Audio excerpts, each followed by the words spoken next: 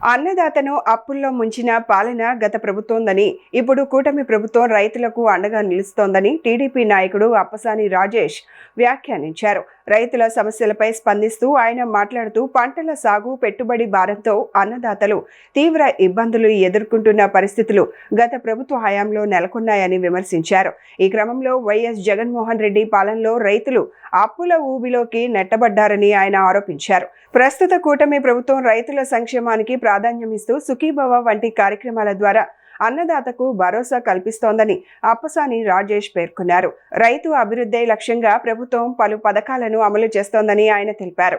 గడిచిన 2 రోజుల క్రితం ముఖ్యమంత్రి చంద్రబాబు నాయుడు గారు పల్నాడు జిల్లాలో చిల్లూరుపేట నియోజకవర్గంలో అన్నదాత సుఖీభవ పేరిట 46,85,000 మంది రైతుల ఖాతాల్లో సుమారుగా 3,125 కోట్ల రూపాయలని ఆ రైతులకు లబ్ధి చేకూరుస్తూ పీఎం కిసాన్ అన్నదాత సుఖీభవ 2026-27 సంవత్సరపు తొలి విడత ఒక్కొక్క రైతుకి కేంద్ర ప్రభుత్వం ద్వారా విడుదలవుతున్న 2,000కి అదనంగా రాష్ట్ర ప్రభుత్వం ద్వారా 5,000ని కలిపి 7,000 రూపాయలు ఆ రైతుల అకౌంట్లో జమ చేస్తే దాన్ని వక్రీకరిస్తూ సాక్షి పత్రికలో అన్నదాత ఆత్మఘోష పేరిట రాష్ట్ర ప్రభుత్వ వ్యవసాయ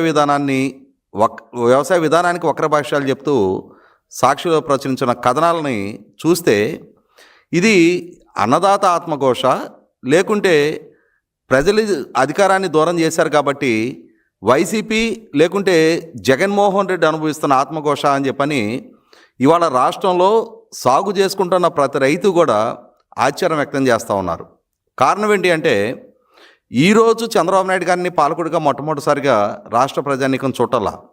అలాగే గడిచిన 5 సంవత్సరాలు పాలకుడిగా జగన్మోహన్ రెడ్డిని చూస్తున్నారు.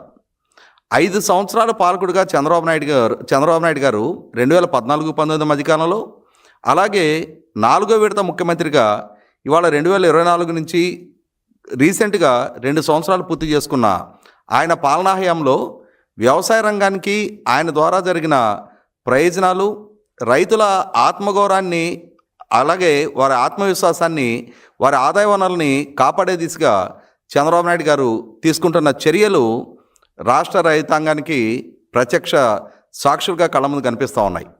ముందుగా ఒకసారి 2014-19 మధ్యకాలం నాటి చంద్రబాబు నాయుడు గారి పాలనా హయాంలో నాడు వ్యవసాయ రంగాన్ని అభివృద్ధి దిశగా మెరుగైన ఆదాయ వనరుగా తీర్చిదిద్దడానికి చంద్రబాబు నాయుడు గారి ప్రభుత్వం ఏం చర్యలు తీసుకుందో ఒకసారి మనం పరిశీలిద్దాం.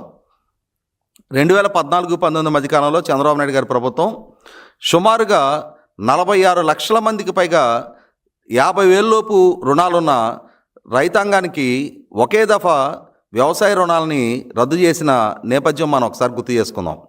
అలాగే 1,50,000 వరకు రైతు రుణ విమోచన చేస్తాను అని చెప్పని చేసిన వాగ్దానాన్ని నిలుపుకుంటూ 2019 ఎన్నికలకు ముందు 3 విడతలు రుణమాఫీ జమ చేసిన తీరు, అలాగే 4-5 విడతల రుణమాఫీకి సంబంధించి కూడా ప్రభుత్వ పరంగా జీవో విడుదల చేసిన నాడు ప్రతిపక్షంలో ఉన్న జగన్మోహన్ రెడ్డి ఎన్నికల సంఘానికి ఫిర్యాదు చేసి, అలాగే 2019లో తన అధికార బాధ్యతలు చేపట్టిన తర్వాత ఆ జీవోని అమలు చేయని తీరు కూడా ఒకసారి గుర్తు చేసుకోవాలి.